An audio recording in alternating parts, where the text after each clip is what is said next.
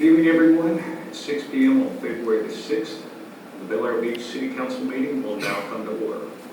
In our last work session, this council decided to include an invocation prayer and pledge of allegiance led by a different council member at each meeting.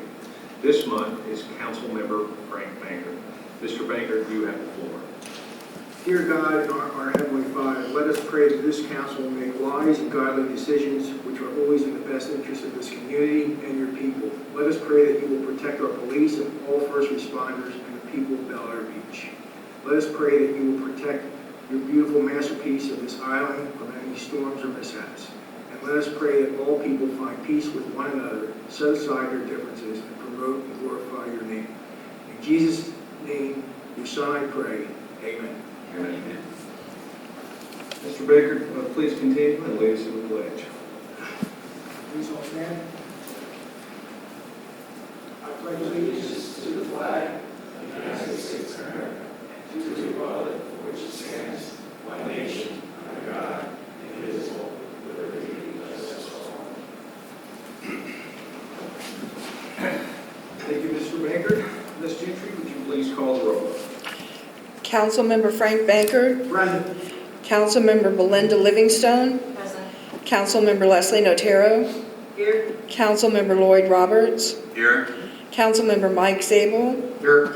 Mayor Dave Gaddis, Here. City Manager Kyle Riefler, Here. City Attorney Randy Mora, Present. and Vice Mayor Jody Shirley was unable to attend. Thank you, Patty. Our first order of business is to approve the agenda. Do I have a motion to approve the agenda? Motion. Motion made by Frank Baker. Do I have a second? Second. Second by Mike Zabel. All in favor? Aye. Any opposed? The agenda is approved. Now we move to citizen comments. If any citizen would like to address the council about a topic not already on the agenda, please raise your hand and wait to be called on. We ask that you limit your comments to no more than 3 minutes. If any council member would like to respond to citizens' comments, please hold your responses until we reach council comments at the end of the meeting. Would any citizens like to address the council? Yes, sir. Please come up to the podium, give us your name and address. Good evening, Mayor and council members. My name is Aaron Glantz. I just want to take a moment of your time to introduce myself. Recently, I accepted a position here with the City of Bel Air Beach as the Community Services Administrator. That's the reason why I came in this evening. Just wanted to show my face and can't wait to meet you at some point during my time here with the city. Thank you, Mr. Glantz. Very nice to meet you. Would anyone else like to speak? Yes, Ms. Belinda.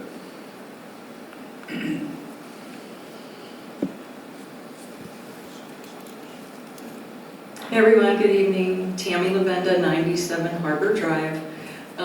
Just want to say a couple things representing the Bel Air Beach Community Foundation. A couple updates and announcements. So far our brick program has been going very well. We've had enough brick orders to do our first square, so that should be installed shortly. One new addition, if you if you own your own company or if you have your own logo, you can, for an additional $10, put your own logo as the stamp on the brick. And if you have any questions about that, there's more details on our website, which isn't up there yet. But second thing, we're going to have our first fundraiser on April 22nd. It's a little bit different from events that we've had in the past. It's from 6 to 9 p.m. on a Saturday. It will be an indoor event. It's going to be an Earth Day Sunset Social celebration. We're going to have a DJ. Clean Eats is going to be here with the food. We're going to have cash bar, and it's going to be a $10 minimum entry fee or donation for entry fee. And the fundraiser is to raise money for the 16th Street Kayak Launch, which has been requested many times, but hopefully we raise enough money to get that installed. The next thing I'd like to talk about is February is Furry Friends in February. It's a drive for the Pinellas County Animal Shelter. So there is more information on our website, and there are 2 boxes in the lobby of City Hall, and they have a list of things that they're requesting. As you know, Frank Bankert in City Council, he volunteers there, and so he mentioned at beach cleanup one day that there was a need. So we thought that we would do a drive during the month of February.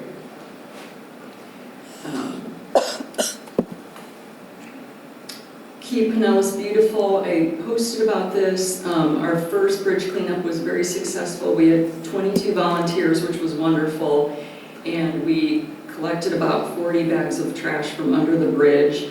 Please look for our new sign. They should be installing it on the causeway shortly, and our next cleanup is in April. And then last but not least, the receipts. If you donated in 2022, all the receipts have been sent out. If you did not get your donation receipt, please just reach out for Wendy, Nicole, or I, and we'll be happy to get that to you. And that's all I have. Thank you very much. Thank you. Would any other citizens like to speak?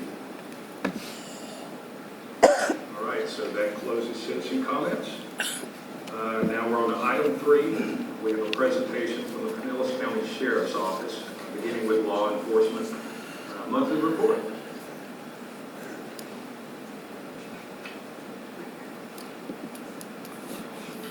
Good evening to everyone. Sergeant Roy Switch with Pinellas County Sheriff's Office, and I am here presenting the activity for December of 2022 under the UCR property and person crimes.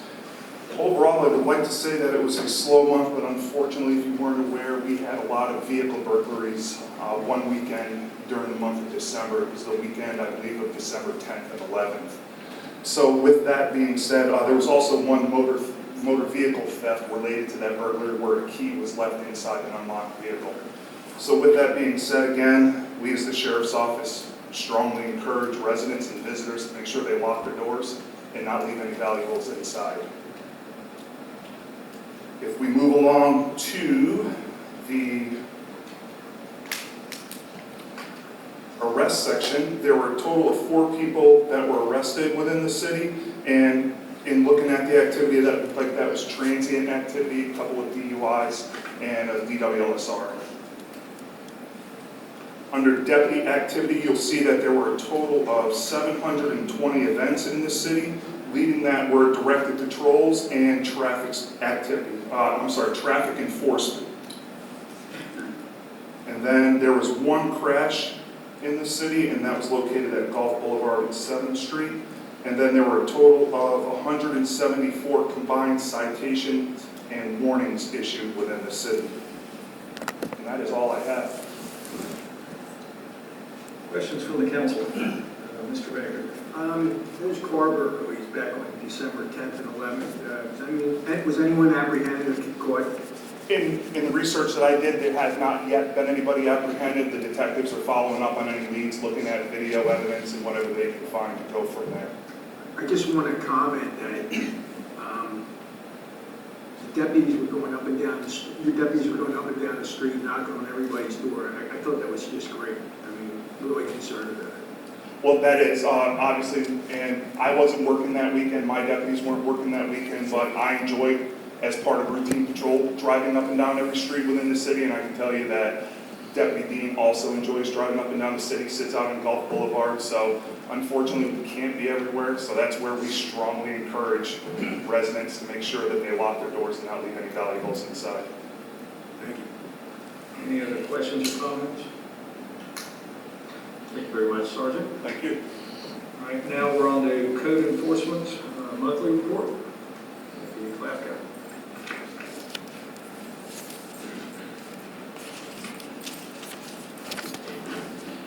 Good evening, Mr. Mayor, council members, staff, citizens, Deputy Klapka. For the record, as you see in your reports, we, again, very busy for the month of January. Some of the things that we did take care of is we had 3 properties within Bel Air Beach that we had some major issues on. One at 12th and Gulf, one on 17th, and one on 21st. With the help of Kyle, we issued letters and summons for hearings to get these properties cleaned up. And again, throughout the city, also trying to get some more of the citizens to comply with local ordinances. Had a few extra issues with permits again, unlicensed contractors. But again, we're working on that with the building department and the Pinellas County Construction Licensing Board. Questions or comments from the council? Yes, Mr. Zabel. Looking down the list here, 109 13th Street. Was that mentioned on previous month reports of code violations? 109 13th. Shows here posted notice reference to violation. Oh, yes, that was an issue. They were having a pool installed there, and so there's a sediment bag that had to be changed. So we had some issues with that before. Okay, thanks. Any other questions or comments? I did notice that we received more information than we usually do, which is nice.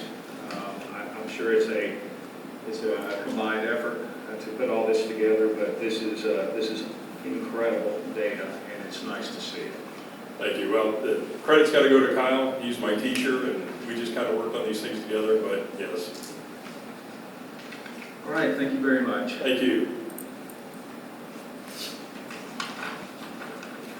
All right, now we are on to item 4. This is a presentation from Pinellas Suncoast Fire and Rescue District by Chief Jeff Davidson. I have invited Jeff Davidson to begin giving us monthly reports again.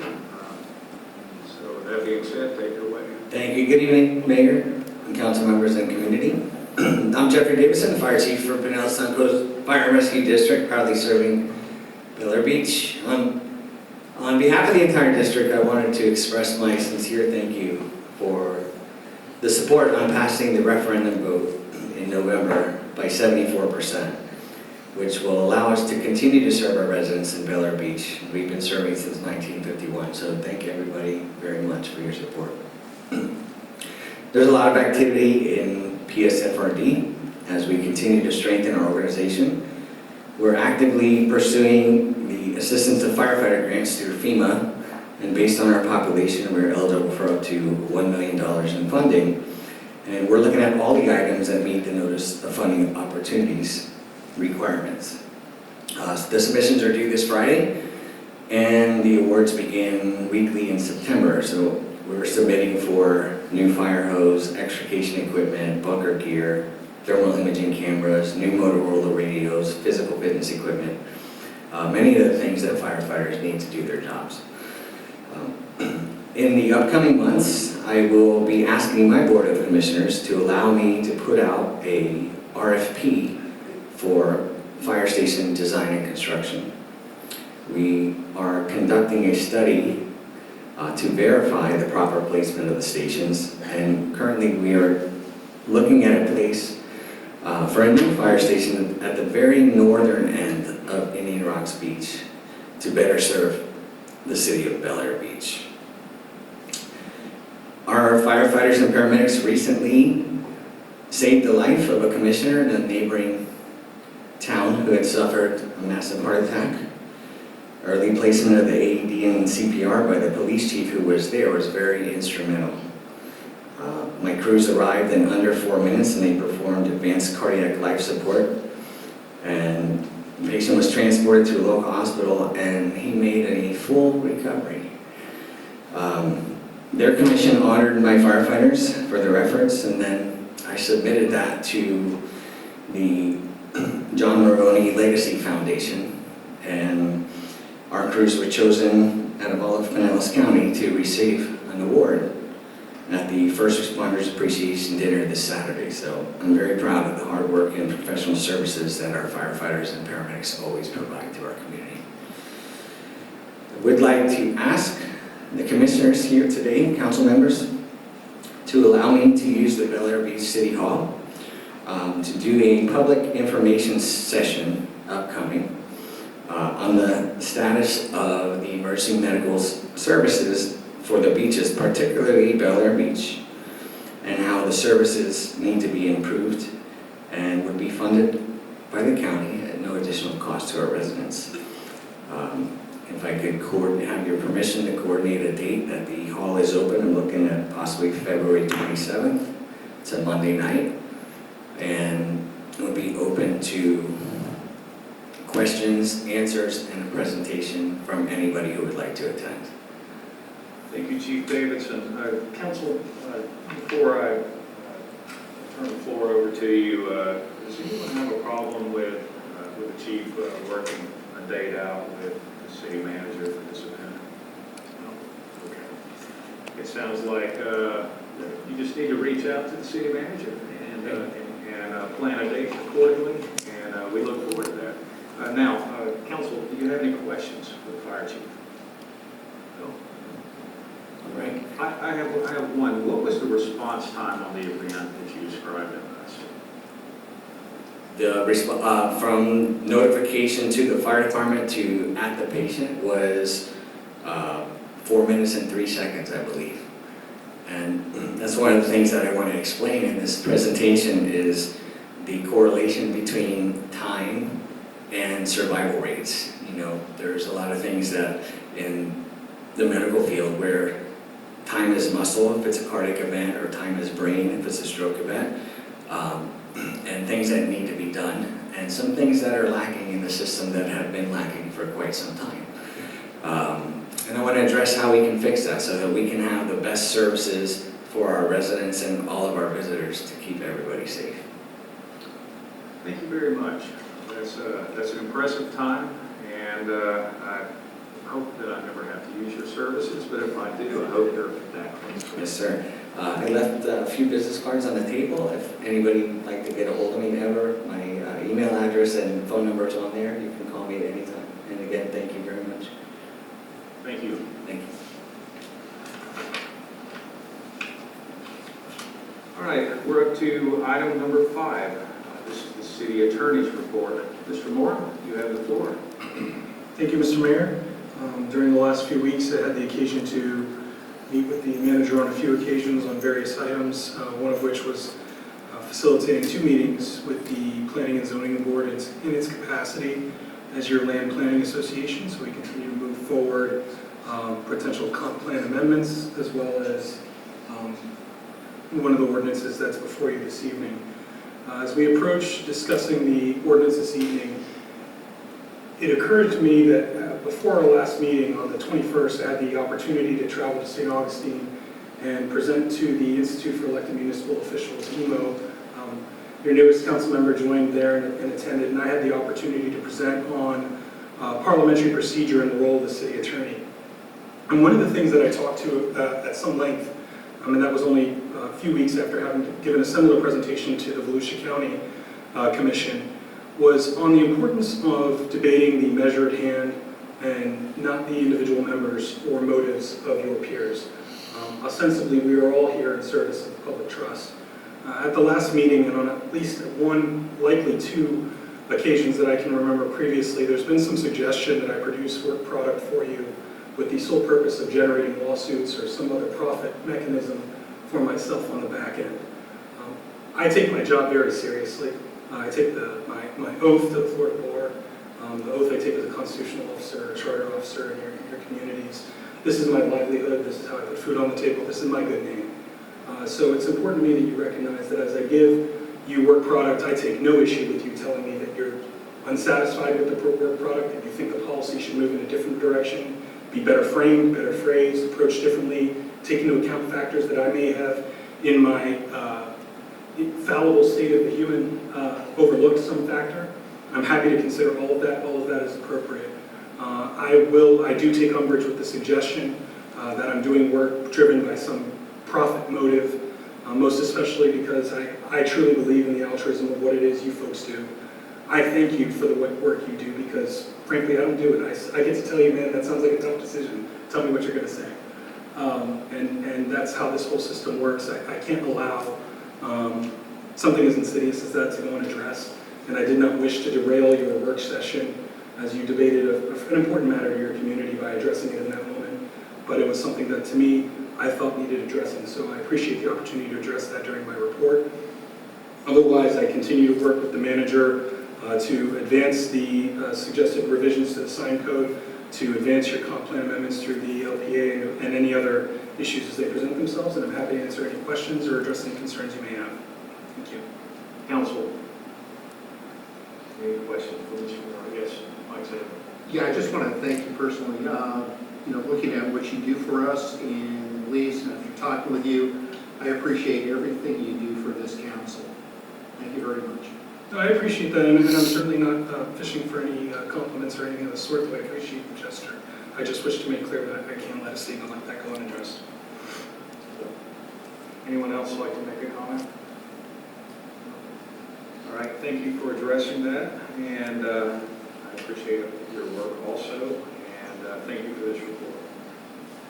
All right, next we are up to item 6, which is the city manager's report.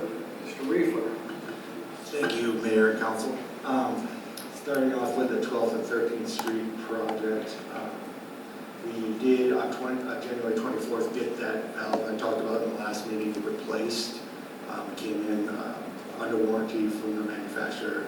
Staff got out there immediately, put it back in so that the check valve is functioning properly and they're not getting tide washing back into the streets. We came a little bit over budget that is on the agenda tonight for a budget amendment. I did get the quotes back from the televised for the cure place lining. And for 2 pipes, we're looking at about $50,000. I want to see if I can get that out to bid, possibly in our next stormwater project, because if we can get competitive pricing on that, it would be useful to us when we need to do pipe repair. So hoping to tag that along on the bid.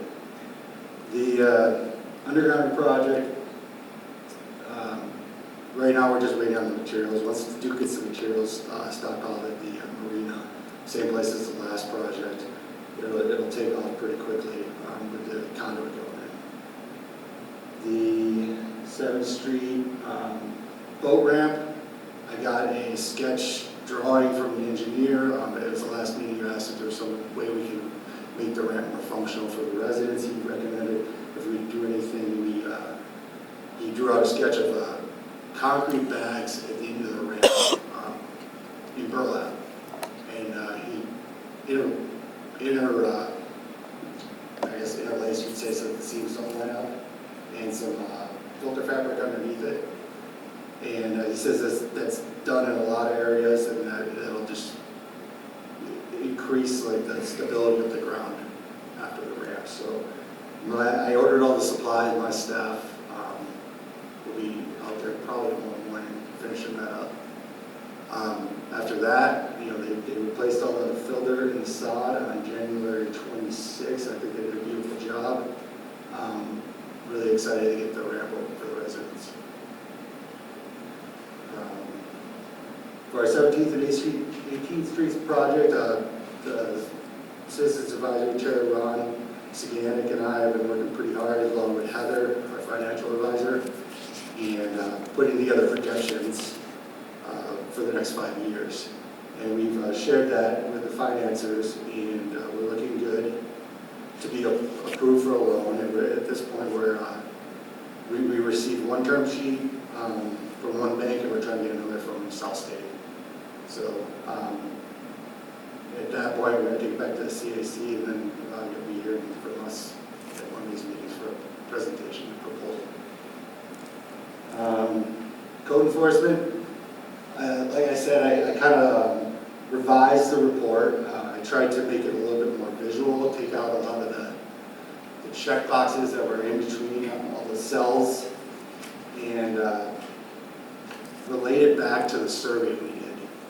So what I did is I made Steve's report a drop-down list of the categories we talked about in our survey, so that he could select where the issue fell, and then we could track it, and then be able to put the numbers back when we resurvey. Another thing I noticed when I was looking at it is we kind of have like a start date, a close date, and if you looked at every violation, it was like it started and closed on the same day. And then we have this days open thing, it didn't really apply to anything. So I reworked the sheet so that, and instructed Steve that when, his first citing or whatever the violation, he keeps that date, and then when he goes back and closes it up, it bounces back around and shows the total case open. So it reflects the number until the issue is solved. Like I said, I tried to put some graphs in here using Excel just to kind of give it an overview. If you're going to look at it real quick, you can see kind of the areas we're focusing on.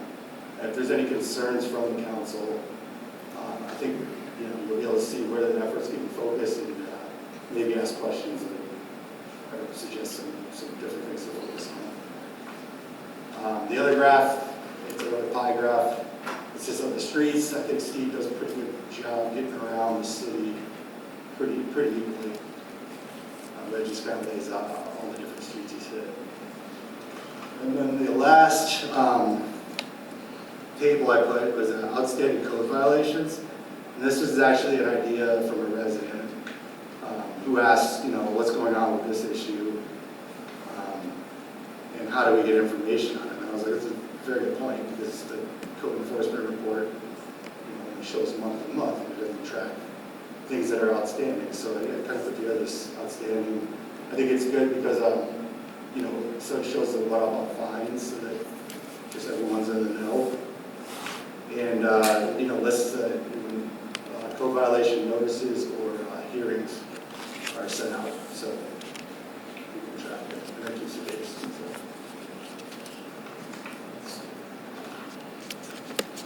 The City Hall generator, I got another option. It's a mobile unit. It's used. It's got a 1-year warranty. I asked if there's any extended warranty plan for that. But it's a diesel generator. And if we were to get, because in the past, if you remember, it was, I think, donated to the fire department, but we had a mobile generator that is what hooked up to the quick connect out there. So it's pretty much the same idea to run the whole building. If we use the same connection point, which would be in the back, it's a lower elevation, but it would be $97,000, which is a lot lower than the original price we had on the natural gas generator. But if we want to, and as another option, because the parking lot's a higher area, and if we get it from plugging down in there, we can put the connection station where the crawl spaces by the building in the front parking lot, and pull right up into there and hook it up. So it wouldn't be, we would be avoiding the cost of putting it up on a stand, and we could tuck it away when we're using it. May I ask where you would store a trailer generator at? Back it up into the yard over there. It'd be a little tight, but we could do it. We stockpile some materials there, so we just free that up.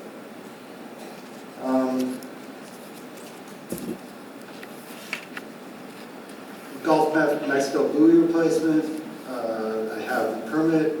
I am waiting on one more installation quote. Good news is I did find a contractor to do it at about $12,500 for the 16 buoys, so that's a lot lower than 20,000. And then as far as Bel Air Shore, I relayed the message to their town attorney, and she's taking it to the February 21st meeting along the lines that if we are willing to fund the cost of the installation of buoys and the maintenance, would they be willing to do the other necessary steps of changing their ordinance? So we'll see what comes back on that. Morgan Park parking lot is getting done this month. I just checked in with the contractor, trying to get a date set up.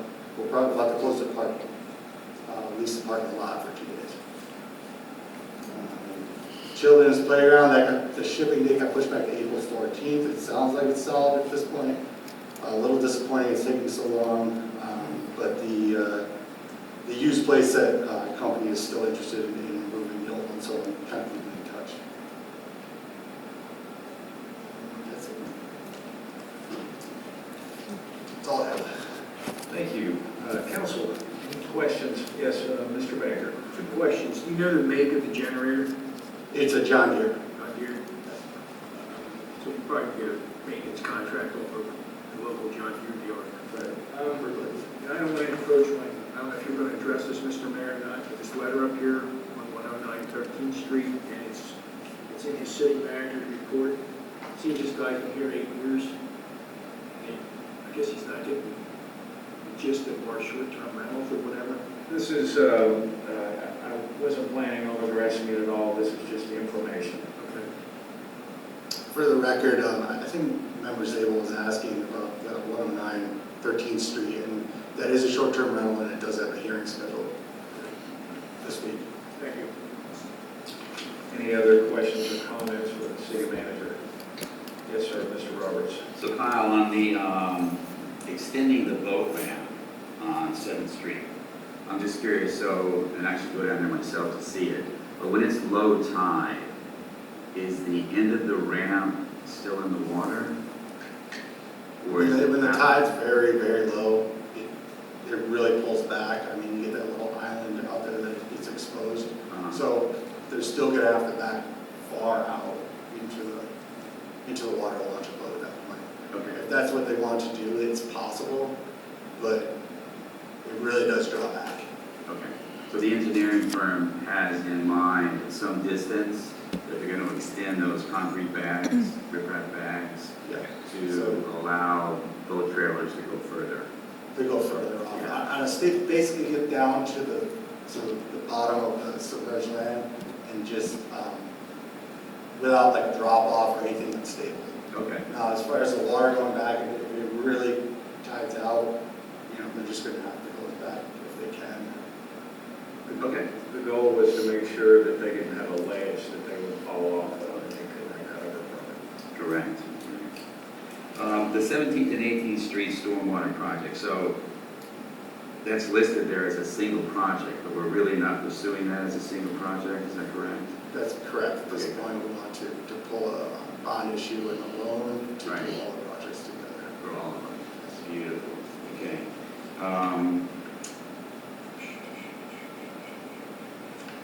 Okay, that was it. Thank you. it. Any other questions or comments? Mr. Reefer, I gave you a call a week or two ago about a situation where there was growth coming out into the street. It was a hazard. It was an eyesore. I won't mention what street it was, but it was an unfortunate situation where the homeowner, it was physically impossible for the homeowner to do anything about it. So I called Mr. Reefer and he took care of it, and his staff took care of it, and I greatly appreciate it, as I'm sure the residents do that surround that location. So thank you very much. Yes, sir. Thank you. On the 12th and 13th Street, I did see the contract out there maybe a week or two ago where they were addressing some of the low spots in the gutter, which is wonderful. But it looks like, and I know you probably know more than I, if you're watching it more than I am, but it looks like kind of a domino effect where they would raise the gutter level to make the water move in a certain direction, and it may have caused an additional problem upstream, for lack of a better term, in the gutter system. But I know you're on top of that, so are they finished completely? Because I have still noticed some gutters that are holding water. We're still holding the retainage, so I'll have the engineer go back and make sure. Okay, that's what I wanted. Thank There you. was that one section they put that flow line in that didn't, it was pretty much flat, and didn't even have a flow line by the pond. Okay. But is there a specific area on 12th or 13th? Yeah, well, they were working kind of on 12th, close to the pond, on the other side of the pond, so they were working in there, raising it, which I'm sure that was a low spot.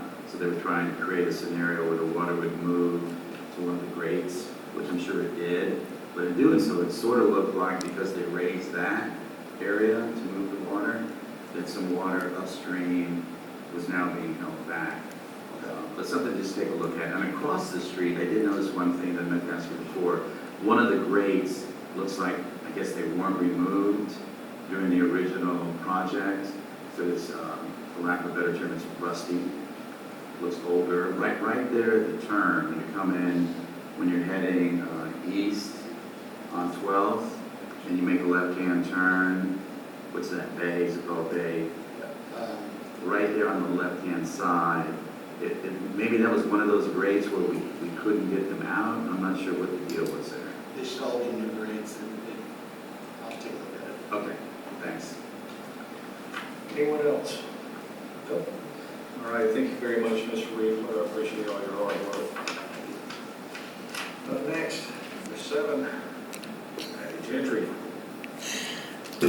I don't have a project update per se, but for personnel, you met Aaron, and he's really jumped in with both feet. He's really enthusiastic. And then we made a offer of employment for an administrative assistant, so we're waiting for that process to go through, for more help in the front to help more residents, and we're really excited about that. And that's all I have. All right, thank you very much. Any questions for Patty? No? Thank you very much, Patty. Thank you. All right, now we are up to the consent agenda. This is items 8 and 9. It's for approval of the January 9th, 2023 City Council meeting minutes and approval of the January 23rd, 2023 City Council work session minutes. Do I have a motion to approve? Motion to approve as presented. Motion made by Frank Banker. Do I have a second? Second. Second by Boyd Roberts. All in favor? Aye. Any opposed? The consent agenda passes. All right, we are now on to the regular agenda. Item number 10. This is for consideration of the appointment of Mr. Mark Mariano as a Board of Adjustments alternate member. Mr. Mariano is present. Would he like to address the council? Sure.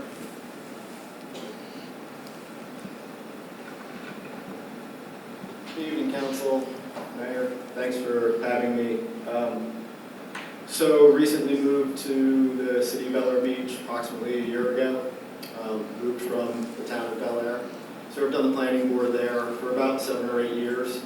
I have about 24-ish years of experience in land planning, city planning. I own my own real estate development company. Now I'm the CEO of another real estate development company. So I do bring a unique perspective and level of experience to the boards, and I do like to give back to the community and participate as a board member where I can. And when I moved in, I talked to Patty about any openings there weren't. Circled back towards the end of the year, asked again, and she said, yeah, there are 2, one for the Board of Adjustments, and then one for maybe a Parks and Rec Board, which probably is less applicable to my experience level. So I sent the application in, and Ms. Gentry said, yeah, why don't you come in and meet the board? There is an alternative spot open. So I'm here to see if I can be appointed to the Board of Adjustments. Thank you very much. First off, am I pronouncing your name correctly? Mariano. Yes. Mariano. Okay, good. I'd like you to stick around for just a few minutes. Council, do you have any questions for Mr. Mariano? Yes, Mike Sable. Are you pursuing any business within Bel Air Beach at this time? No, we don't. We do multifamily residential apartment communities. That was my old company. Now we do multifamily, but it's single-family rental, large scale, 350, 400 unit developments throughout Florida and 7 other states across the country. So no, nothing. Any other questions? Okay, Mr. Mariano, I heard a little bit about you, and apparently you are just grossly overqualified for this position. However, if you would like to stick around and work with us, we'll wait and see what the council says, and I appreciate you applying for the position. All right? Thank you. All right, let's go to the citizens. You can have a seat, sir. Let's go to the citizens for comments. Would anyone like to comment? Yes, sir. Mike Kelly.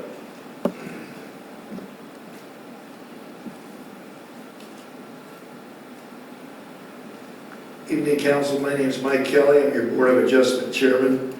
I agree that Mr. Mariano is very, very qualified for the position. I think the opportunity of our board to add him as an alternate member, and potentially ultimately on the actual board is an advantage for Bel Air Beach. I've had the opportunity to work with Mr. Mariano's development company, Mosaic, in the last 2 years at a commercial project in downtown St. Petersburg. Although I only had a couple meetings with him pre-construction, working with the general contractor, the job went very smooth, and the staff and the experience that I had working with his firm was very, very positive. So I endorse the council to consider his appointment and recommend him to be added to our board. Thank you very much, Mr. Kelly. All right, before we debate this appointment, I'm going to need a motion to move forward with this appointment. So moved. Motion made by Leslie Natera. Do I have a second? Second. Second by Mike Zell. Ms. Natera, you have the floor. No further comments. All right, would anyone else like to comment? No? All right, well, if that's the case, Ms. Gentry, would you please call the roll? Councilmember sorry. Yes. Councilmember Bankert, Yes. Councilmember Livingstone, Yes.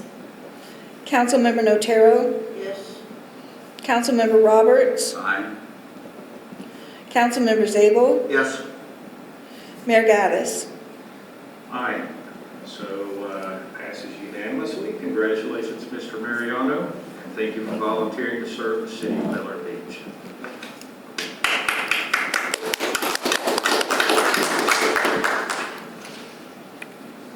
All right, we're on to agenda item number 11. This is consideration of ordinance 23-01. Mr. Mora, would you please read the ordinance? Happily, Mr. Mayor, this is ordinance 23-01, an ordinance of the City Council of the City of Bel Air Beach, Florida, amending section 94-220 pertaining to the table of designated living areas and housing setbacks, providing for severability and providing for an effective date. This has been a first reading of ordinance 23-01 by title only. Did you want to leave the presentation? All right, thank you, Mr. Mora. Yes, you're about to give us a brief history of this ordinance and what it will accomplish.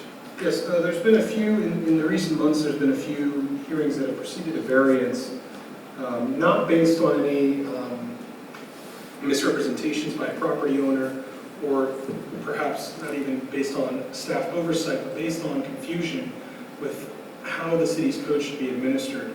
As you can see, typically in a strike-through underline, I don't call things out in red text. I did here because of the density of the table.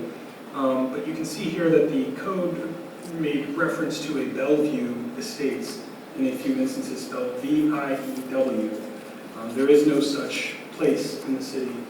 The prior ordinance actually did have the right language there, but as it was codified, it was unclear, or it was written incorrectly as codified. However, in addition to that edit, there was most substantively the very final row provided a completely different set of setbacks. You can see here it's a 7.5. In the final row, it suggests that the Bellevue Estates Island side setbacks was 7.5 feet, while earlier towards the top of the same page it says that it's 10 feet unless it's on a series of certain lots, in which case it's 7.5.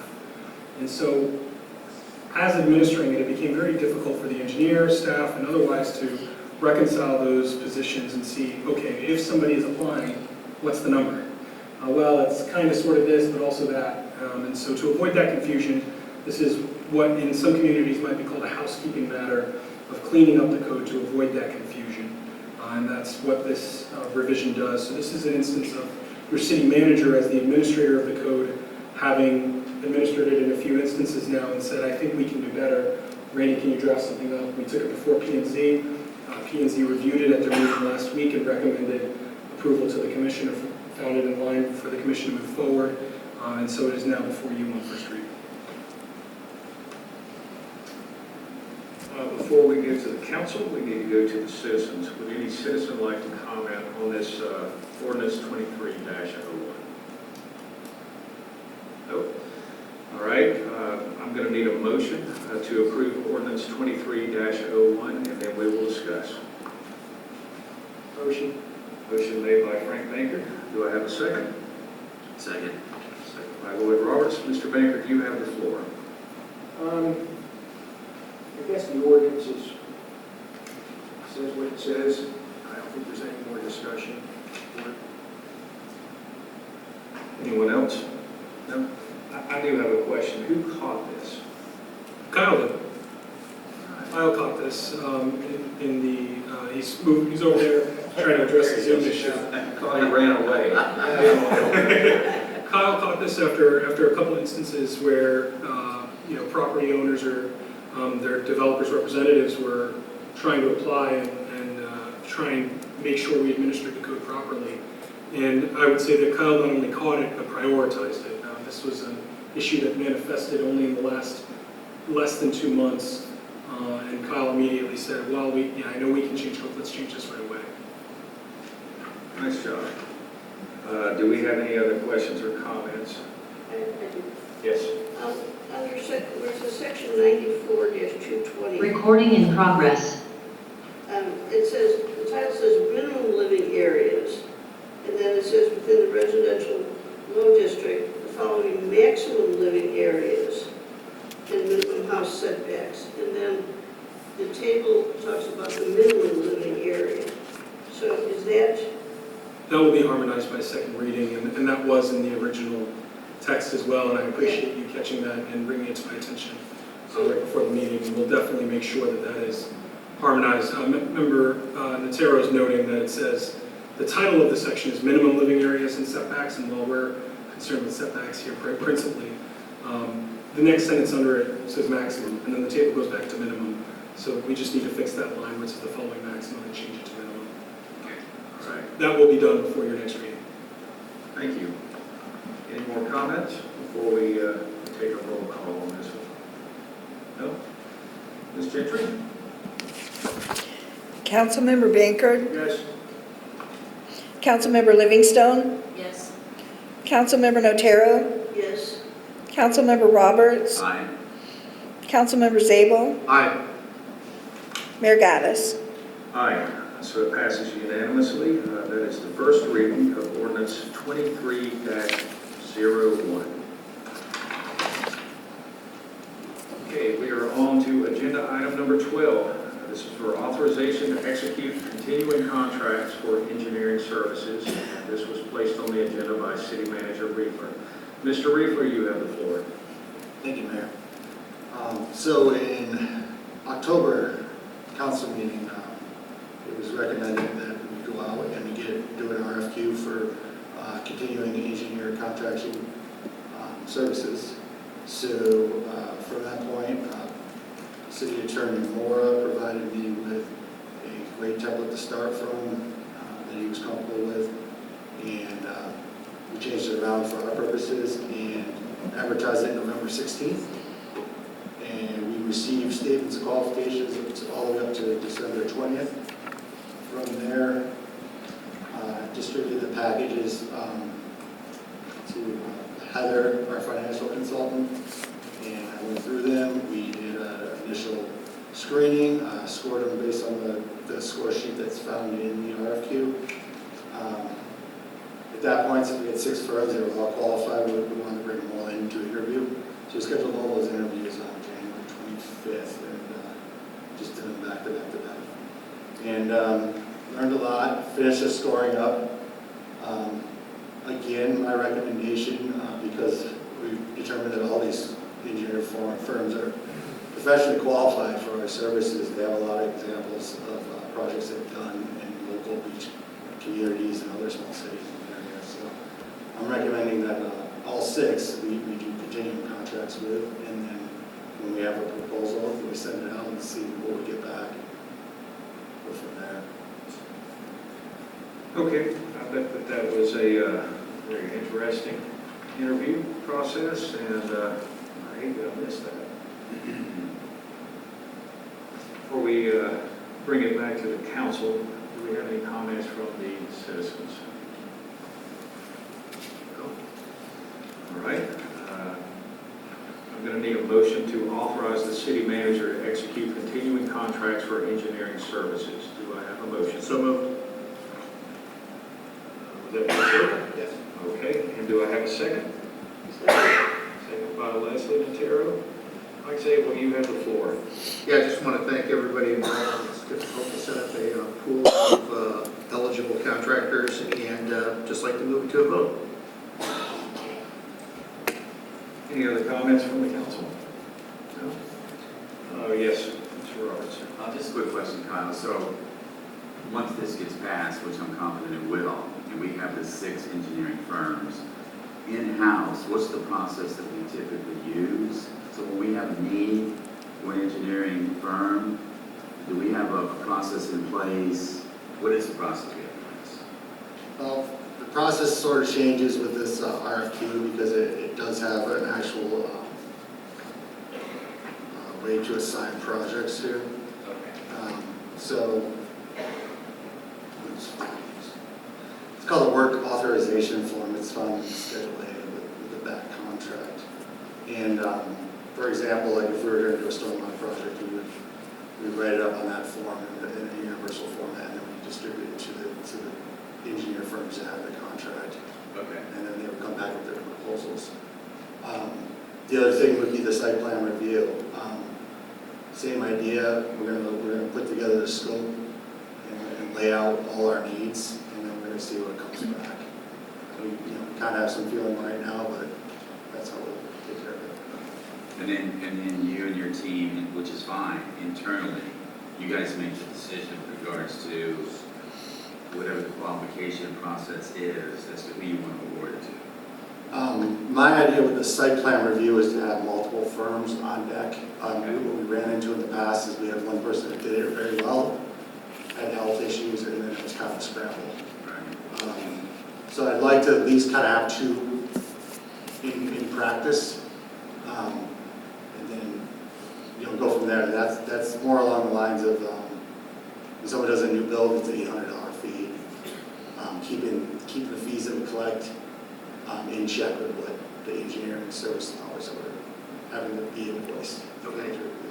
When it's a project proposal, that would be, we'll distribute the work authorization form, we'll get the proposals back, but that will come before you, because it'll be a large number at that point. Okay, perfect. Thank you. Other questions for Mr. Riefler concerning this?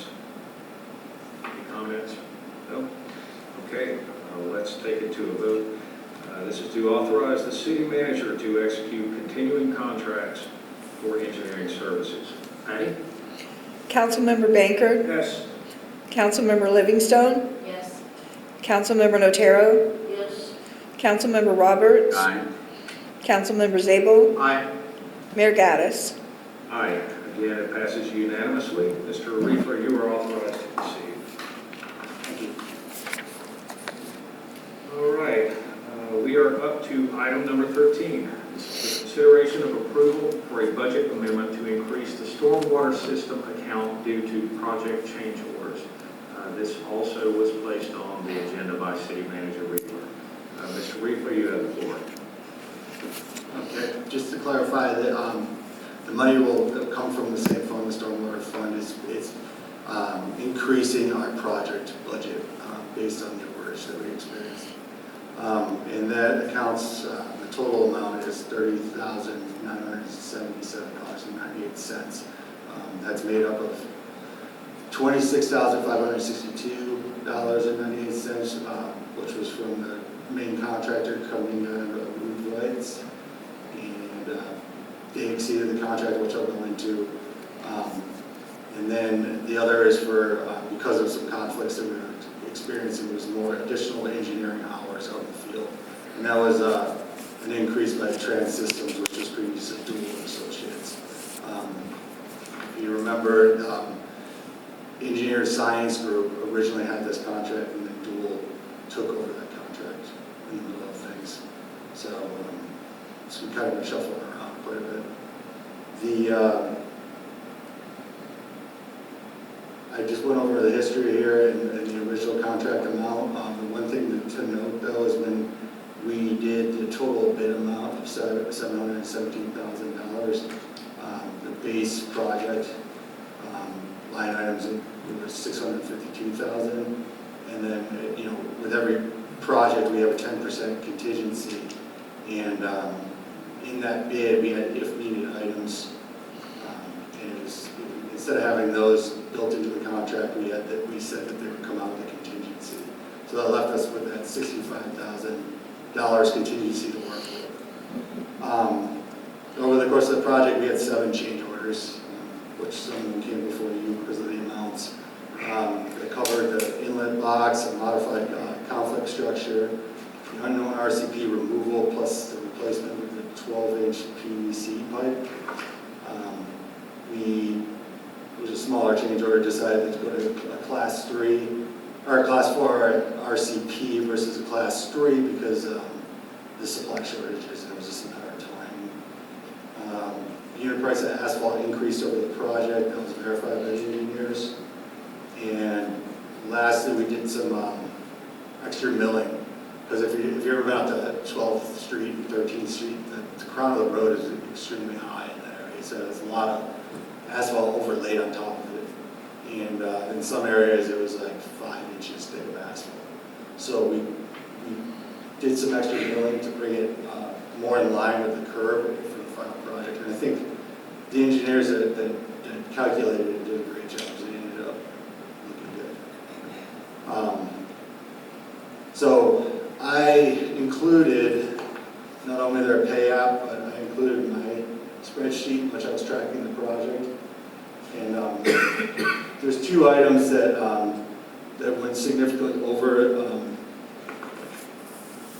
what they originally budgeted for. One was that 8-inch crushed concrete base, and there was an explanation from the engineer. Because of the additional pipe that we put in, just areas where we had to do the conflict structures needed more base, so that ran over. The other area pointed out in the if needed items was the brick driveway replacement. After discussing with the engineer, the brick driveway replacement was an estimated amount that there really was no way of going around replacing those pavers, because that's where the pipe had to go. So I just kind of, for future projects, asked, this isn't really an if needed item, I need to be more in line with the base contract. And I think that would have gave us a better forecast of what we were going to be spending. So I just wanted to point that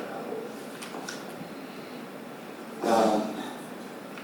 And then, like I said, the additional field work from the engineer to deal with the conflicts. We had some inaccuracies with the survey, which I talked about in a previous meeting. Just caused a lot more field work. So that's my explanation. Thank you very much. Let's go to the citizens. Would anyone like to make a comment? All right. Now we're back to the council. We're going to need a motion for approval for a budget amendment to increase the stormwater system account. Do I have a motion? So moved. Motion made by Leslie Natero. Do I have a second? Second. Second by Frank Baker. Councilmember Natero, you have the floor. Kyle has done a great job of explaining what this is and why it is, so I'll just leave it at that. Anyone else like to comment or ask a question? Yeah, this is just brief. I just received a text that they cannot hear it. Some people outside cannot hear us. It's marked as admin. Our microphones. Take a look. Sorry, sir. We're having an internet connection issue.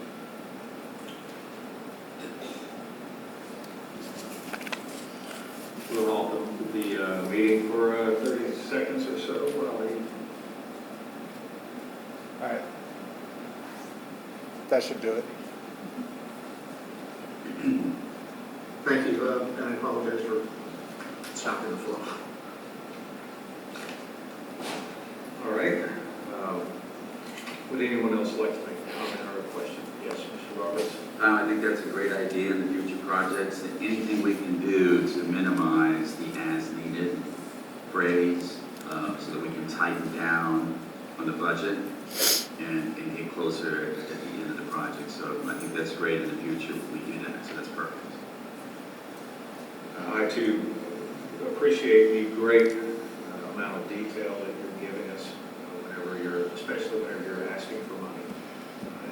This is very refreshing, and I'm sure all of us appreciate it. Do we have any more comments or questions before we take this to a vote? No? All right. Patty, would you mind calling the roll? Councilmember Bankard, Yes. Councilmember Notaro, Yes. Councilmember Livingstone, Yes. Councilmember Roberts, Aye. Councilmember Zabel, Aye. Mayor Gaddis. Aye. Perfect score tonight.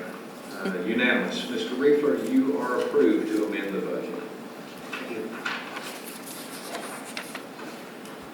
Okay, now we are on to unfinished business. Do we have any unfinished business? I think we've pretty much covered everything in the city manager's report that was outstanding. All right. And now we are on to council member comments. This month, the computer has selected Councilmember Roberts. All right. You have the floor. Is that like a lottery?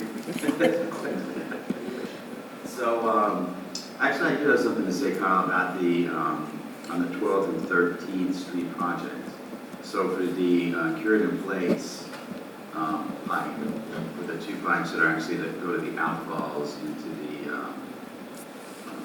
area that we talked about previously, could we talk to the engineering firm to see if they could come up with additional alternate options?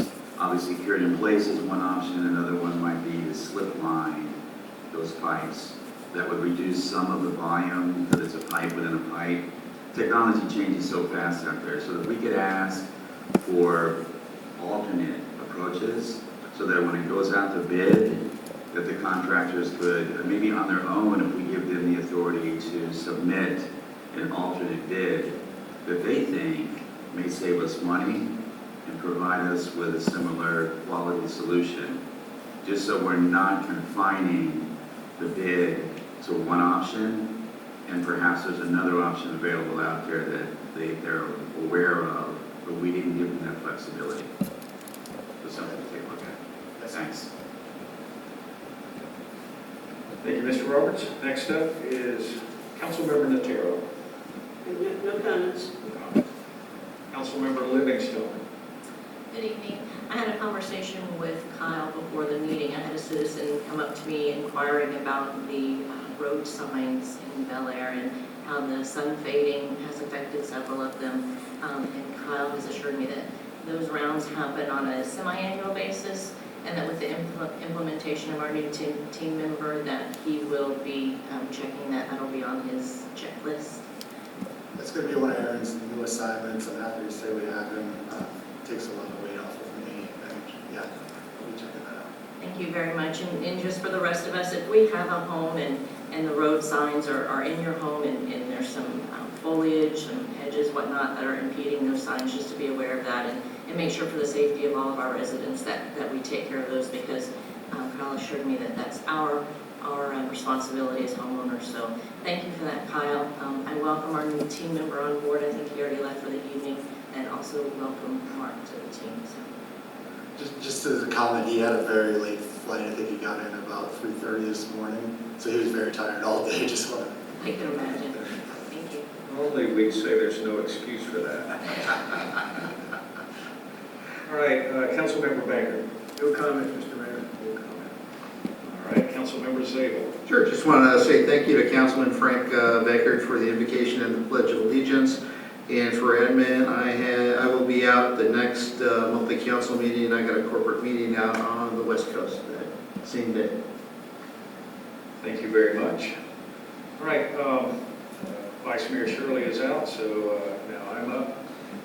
I met with the other Santee mayors today, along with the County Commissioner Brian Scott. We discussed alternatives for beach nourishment. Right now, it looks like the Army Corps of Engineers is unwilling to move on this project. and the clock is ticking. Every time we get a heavy rain, wind, any type of a storm, it's just whittling away at our beach. And we're in good shape compared to many of the others further south on Sand Key Island. Today was just a start. We had some lively discussion, and I think having Commissioner Scott there, the word will get back to the county commission that it's probably time that they seriously consider doing something for our beaches. Without the beaches, they would not be able to collect the amount of revenue that they do. And I think it's time that they consider giving some of that back to save our beaches. We're meeting again soon, and we're also going to take the county administrator for a little tour to show him exactly what's going on with the beaches, make sure that he's fully aware and held accountable. As we continue to discuss this and have these meetings, I will do everything I can to keep you updated during our meetings. And other than that, as always, I'd like to thank everyone for coming out tonight. And for those attending at home, I do apologize if there was a break in communication, and keep your messages coming in. If there's a failure, please notify one of us, if not the city manager, just to make him aware that maybe we should halt the meeting for a couple of minutes. And with that, all that being said, do I have a motion to adjourn? Motion adjourned. Motion made by Frank Baker. Do I have a second? Second made by Lloyd Roberts. All in favor? Aye. Any opposed? Good night, everyone.